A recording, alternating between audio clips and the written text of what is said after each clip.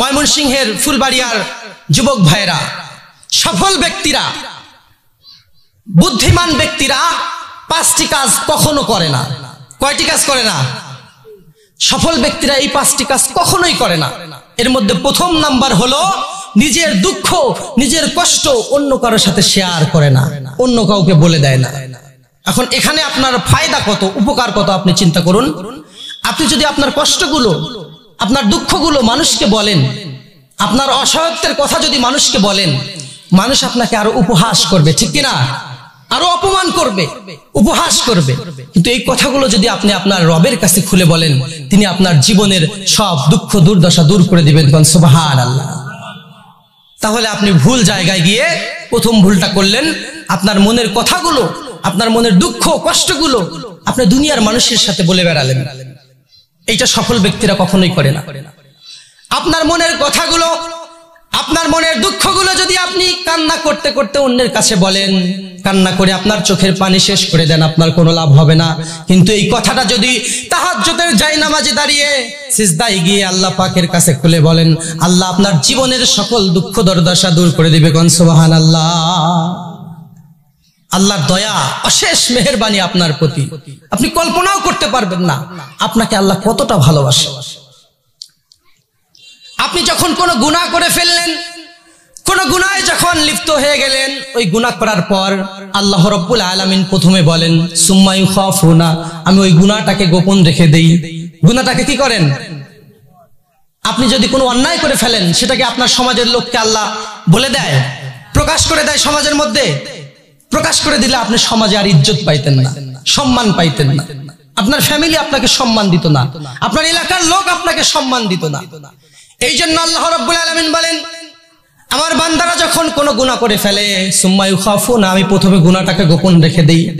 অতঃপর সুম্মা ইনাদিনা, আমি আমার বান্দাদেরকে ডাকি। কে ডাকেন? আমাদের আল্লাহ বলে, আমি আমার বান্দাদেরকে ডাকি। সুম্মা ইনাদিনা, ডাকতে শুরু করি। এরপরে আমার বান্দারা যখন আমার ডাকে সাড়া দেয়, তাদের মনের মধ্যে যখন অনুতপ্ততা এসে যায়, গুনার জন্য যখন আমার কাছে অনুতপ্ত হয়, আমার কাছে যখন ক্ষমা চাওয়া শুরু করে, আমি অতঃপর সুম্মা ইউহিব্বুনা, তাদেরকে ভালোবাসা শুরু করে দেই। কোন সুবহানাল্লাহ। সুম্মা ইউহিব্বুনা, তাদেরকে ভালোবাসা শুরু করে দেই। অতঃপর আমার ভালোবাসা যখন তাদের প্রতি শুরু হয়ে যায়, আমার রহমতের দরিয়ায় যখন জোশ মেরে যায়, অতঃপর আমি তাদের সবাইকে সব গুনাহগুলো মুক্ত করে দেই। কোন সুবহানাল্লাহ। সুম্মা ইয়াগফির লানা, অতঃপর আমি তাদেরকে মাফ করে দেই। প্রথমে গোপন রাখেন, এরপর ডাকেন, অতঃপর ভালোবাসেন, এরপরে ক্ষমা করে দেয়। কোন সুবহানাল্লাহ। আহা, কত দয়াময় রব পেয়েছি আমরা। এত সুন্দর দয়াময় প্রভু রেখে আপনার মনের কষ্ট দুঃখগুলো আপনি অন্য মানুষের কাছে বলে বেড়ান। ভুল জায়গায় আপনি গিয়ে চাচ্ছেন, আপনার মনের কথা প্রকাশ করছেন। ভুল জায়গায় যাওয়া যাবে না, ঠিক কিনা? এই জন্য মুমিন ব্যক্তিরা, সফল ব্যক্তিরা কখনো তাদের মনের দুঃখ, মনের কষ্টগুলো দুনিয়ার মানুষের কাছে বলে বেড়ায় না। তারা সব কথাগুলো একজনের কাছে বলে তিনি কে? আল্লাহর কাছে বলেন। মনের দুঃখ, মনের কষ্ট, এমনকি আপনার স্যান্ডেলের ফিতা যদি ছিঁড়ে যায়, আপনার জুতার ফিতা যদি ছিঁড়ে যায়, ওই প্রয়োজনটার জন্য আপনি আল্লাহর কাছে দ্বারস্থ হয়ে যাবে। এই কথাটাও মানুষকে বলা যাবে না। দুনিয়ার মানুষ শুধু হিংসা করবে, অপমান করবে, লাঞ্ছিত করবে, আপনার মর্যাদা কমিয়ে দিবে। কিন্তু আল্লাহর কাছে যখন আপনি অপরাধ স্বীকার করবেন, অসহায়ত্ব প্রকাশ করবেন, আপনার মর্যাদা বৃদ্ধি হয়ে যাবে। কোন সুবহানাল্লাহ। আমার বাবাজিরা, এই বয়সে এসে এখন চিন্তা করছেন, অনেকেই এরকম আছেন, জীবনে কি করলাম? আমরা যদি আমাদের জীবনের পিছনের দিকে তাকাই, আমরা শুধু দেখতে পাই শুধু গুনাহ আর গুনাহ। কি করলাম জীবনে, এই হিসাব আমরা মিলাতে পারি না। এই হিসাব আমাদের মেলে না। যতই চেষ্টা করছি, জীবনটা কিভাবে ব্যয় করলাম, আমাদের মুখে এই হিসাবটা আমরা কখনোই মিলাতে পারি না। আমাদের সেই মৃত্যু, যতটুকু ডিউরেশন নিয়ে, সময় নিয়ে আমরা এই পৃথিবীতে এসেছিলাম, এই সময়গুলো কমছে না বাড়ছে আস্তে আস্তে। আমরা জন্মদিন পালন করি বছরে বছরে, আসলে আমাদের বয়স কিন্তু বাড়ে না, বয়সটা কমে যায়। 1 বছর গেল, আপনার 7 বছর যদি হায়াত থাকে, 59 বছর আছে, 1 বছর শেষ। যতটুকু সময় নিয়ে এসেছেন, আপনি যদি অমনোযোগী হয়ে যান, দুনিয়ার ব্যস্ততায় পড়ে যান, ওই সময়টুকু থেকে আপনি ছিটকে পড়ে যাবেন। আপনার আসল যে কাজগুলো, সেই কাজগুলো অনেক কিছু বাকি থেকে যাবে। এখন মৃত্যু যখন কাছাকাছি চলে আসবে, আপনার কানে কানে এসে মৃত্যু বলবে, অনেক দাবড়িয়ে বেরিয়েছো, এবার ফেরার সময় হয়ে গেছে, চলো যাওয়া যাক। এই মৃত্যুর মেসেজ যখন আপনি পেয়ে যাবেন, তখন অনেকে বলবে আসলে কি করলাম জীবনে, হিসাব মেলাতে পারবেন না। সময়ের সঠিক ব্যবহার না করলে দিন শেষে আমরা কেউ আমাদের জীবনের হিসাব মেলাতে পারবো না। এমনটা নয় যে মানুষ বোঝে না, সব বোঝে মানুষ। পৃথিবীর সবচেয়ে পণ্ডিত হলো পণ্ডিত, আসমান এবং জমিনে সবচেয়ে পণ্ডিত জাতি হলো মানুষ জাতি, ঠিক না? সব বোঝে। আমি কি কি ওয়াজ করবো আর কি কি করলাম, এগুলো আপনাদের মনে হয় এর আগে অনেকবার শোনা হয়ে গেছে, কিন্তু বিষয়টা হলো মানার কথা আপনাদের মনে নাই। সবাই জানে কিন্তু মানতে চায় না। অনুরোধ করবো বাবাজিরা আমার, যে কথাগুলোই বললাম, আমি যে কথাগুলো বলেছি, কথাগুলো কার? আমার বাবার কথা, আমার লেখা বানানো কথা, কথাগুলো কার? এই জন্য আমাদের সবাইকে ওই একটা জিনিস মাথায় রেখে চলতে হবে। আমি শুরুতেই কিন্তু কথাটি বলেছি, আমাদের মৃত্যুর কথা, এর বাইরে কোনো সত্য কথা আমাদের জন্য নাই। এইটা আমাদের সবার মাথায় রেখে চলতে হবে। আপনি যদি মৃত্যুটাকে পিছনে না রেখে সামনে রাখেন, আপনার জীবন গঠন করা সুন্দর হয়ে যাবে। মৃত্যুকে যদি আপনি সামনে রাখেন, আপনার জীবনটা পরিপাটি হবে, সুন্দর হবে, দুনিয়াতেও সুখী হবেন, আখিরাতেও জান্নাতে হবেন, কোন সুবহানাল্লাহ।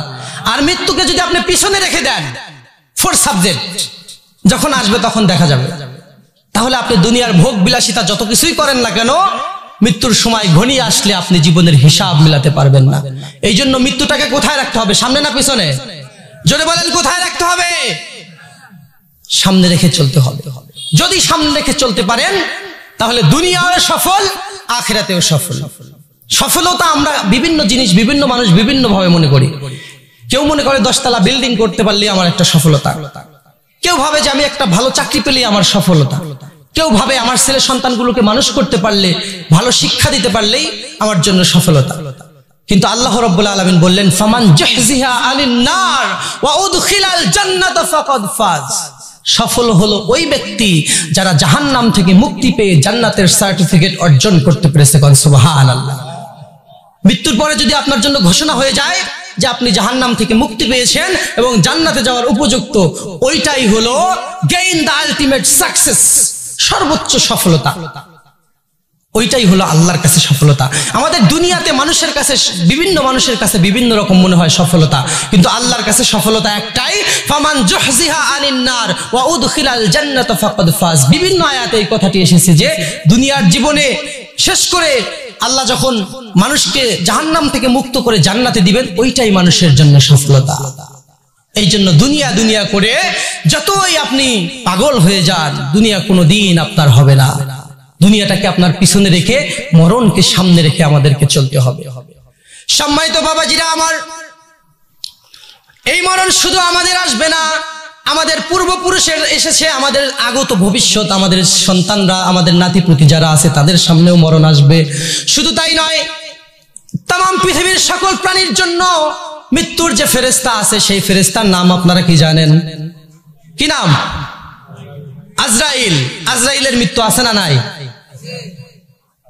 আল্লাহ এমন জিনিস সৃষ্টি করেছেন, এই মৃত্যুটা রহস্যজনক এক সত্য কথা, কাউকে ছাড় দিবে না। তাম পৃথিবীর যত জিন, যত মানুষ, সকলের জান কবজ করেছে আজরাইল। ওই আজরাইলের জন্য মৃত্যু আছে না নাই? তাম পৃথিবীর মানুষগুলোর জান কবজ করা হয়ে গেল। আল্লাহ রাব্বুল আলামিন আজরাইলকে ডাক দিবে, মান বাকিয়া ইয়া মালাকাল মাউত, আর কে বেঁচে আছে? আল্লাহ রাব্বুল আলামিন ডাক দিলেন। এবার আজরাইল বলবে, আসমানে যত ফেরেশতা ছিল সব ফেরেশতার জান কবজ করা হয়ে গেছে। দুনিয়ার জমিনে যত মানুষ ছিল, যত জিন ছিল, সকলের জান কবজ করা হয়ে গেছে। পশু পাখি ছিল, সবাই শেষ। আসমানের মধ্যে শুধুমাত্র বড় বড় 4 জন ফেরেশতা জীবিত আছে। আমি আজরাইল আপনার সামনে দাঁড়িয়ে কথা বলছি, আর কেউ আসমান এবং জমিনে জীবিত নাই, কেউ নেই। আজরাইল বলবে, ইজহাব ইলা জিবরাইল আকবাত রুহা, যাও জিবরাইলের কাছে চলে যাও এবং তার জান কবজ করো, কোন আল্লাহু আকবার। জিবরাইলের নাম শুনছেন আপনারা? চারজন বড় বড় ফেরেশতা, জিব্রাইল আলাইহিস সালাম, ইসরাফিল আলাইহিস সালাম, মিকাইল আলাইহিস সালাম এবং আজরাইল আলাইহিস সালাম। এই চারজন বাদে সবাই শেষ। এখন আজরাইল আলাইহিস সালাম যখন বলবে এই চারজনই আসি, আল্লাহ একে একে অর্ডার করবেন, ইজহাব ইলা জিব্রাইল, ইজহাব ইলা মিকাইল, ইজহাব ইলা ইসরাফিল আকুবাত রূহুয়া, তাদের কাছে যাও এবং তাদের জানগুলো কবজ করে ফেলো। এইভাবে আজরাইল বড় বড় এই ফেরেশতাগুলোর জান কবজ করে ফেলবে। কি বিশাল ফেরেশতা জিব্রাইল! আকাশ থেকে জমিনে আসার জন্য এক ঝাপটা দিয়ে এই জিব্রাইল জমিনে এসেছে। এত বড় বিশাল ফেরেশতা জিব্রাইল আলাইহিস সালাম, কোন সুবহানাল্লাহ। আকাশ থেকে জমিনে আসতে কয় ঝাপটা দেওয়া লাগে? এক ঝাপটায় আকাশ থেকে জমিনে আসে। কিতাবে এসেছে 600 ডানা আছে, কোন কোন কিতাবে এর অধিক আছে, বিভিন্ন রকম পাওয়া যায়। 600 ডানা দিয়ে এক ঝাপটা মেরে আকাশ থেকে জমিনে চলে আসবে এই বিশাল ফেরেশতা জিব্রাইল, তারও জান কবজ করে ফেলা হবে। সব শেষ। এরপরে আজরাইল আলাইহিস সালাম আল্লাহর সামনে দাঁড়িয়ে যাবে। আল্লাহ রাব্বুল আলামিন তো জানেন যে আসমান এবং জমিনে না কেউ নাই, তারপরেও আল্লাহ আজরাইলকে আবার জিজ্ঞেস করবেন, আর কে বাকি আছে? আর কে বাকি আছে? মাম বাকিয়া ইয়া মালাকাল মাউত, আর কে বেঁচে আছে পৃথিবীতে? আল্লাহ কিন্তু জানেন যে কেউ নাই, তারপরেও আজরাইলকে জিজ্ঞেস করবে। এবার আজরাইল আল্লাহর সামনে দাঁড়িয়ে কাঁপতে থাকবে। আল্লাহ কেন বলে আর কে জীবিত আছে? আল্লাহ তো জানেন যে কেউ জীবিত নেই, জমিনেও কেউ নেই, আকাশেও কেউ নেই, কোন ফেরেশতারাও জীবিত নেই, তারপরেও আল্লাহ রাব্বুল আলামিন কেন বলেন আর কে জীবিত আছে? আজরাইলের কাঁপুনি শুরু হয়ে যাবে। আজরাইল ভয়ে আল্লাহর কাছে বলবে, আল্লাহ রাব্বুল আলামিন, আপনার সৃষ্টির মধ্যে যত মানুষ ছিল, জিন ছিল, পশু পাখি ছিল, ফেরেশতা ছিল, সবাইকে আমি শেষ করে ফেলেছি। এখন শুধুমাত্র আমি আজরাইল একা আপনার সামনে দাঁড়িয়ে আছি, কোন সুবহানাল্লাহ। আমি শুধু একা আপনার সামনে দাঁড়িয়ে আছি, আর কেউ নেই। এবার আল্লাহ রাব্বুল আলামিন আজরাইলকে বলবেন, মুত ইয়া মালাকাল মাউত, কোন আল্লাহু আকবার, আল্লাহু আকবার। এবার তুই মর।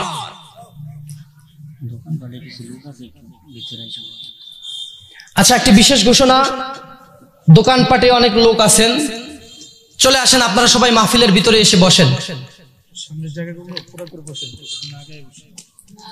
এই সামনে অনেক ফাঁকা দেখা যাচ্ছে, আপনারা একটু কষ্ট করে মেহেরবানি করে শীতের সময় একটু এগিয়ে আসেন, আর পিছনের লোকগুলো ওই যে 2-1 বাইরে আছে, আপনারা একটু ভিতরে এসে বসেন। আমরা যেখানে বসে আছি আকাশ এবং জমিনের নিচে সর্বোত্তম জায়গা, কোন সুবহানাল্লাহ। এর চেয়ে দামি কোনো জায়গা নাই। এত সুন্দর মজলিসে আমরা আসতে পেরে খুশি না বেজার? খুশি হলে মুমিনরা কি বলে জানেন না আপনারা? খুশি হলে মুমিনরা আলহামদুলিল্লাহ বলে। চিৎকার দিয়ে বলেন আলহামদুলিল্লাহ। শুধু দুনিয়াতেই নয়, মৃত্যুর পরে, জান্নাতে যাওয়ার পরেও আলেম ওলামা আছে এখানে, মুমিনদের প্রথম শব্দ হবে আলহামদুলিল্লাহ। মুমিনরা জান্নাতে গিয়ে আল্লাহর নিয়ামতগুলো দেখে সারপ্রাইজ হয়ে যাবে, এত সুন্দর কি হতে পারে, এত সুন্দর আবার হয় নাকি? কোনো কথা তাদের মুখ দিয়ে বের হবে না, সর্বপ্রথম তাদের মুখ দিয়ে বের হবে আলহামদুলিল্লাহ। এই জন্য আমরা দুনিয়াতেও খুশি হলে আলহামদুলিল্লাহ বলবো, জান্নাতে গিয়েও আমরা আলহামদুলিল্লাহ সর্বপ্রথম বলবো।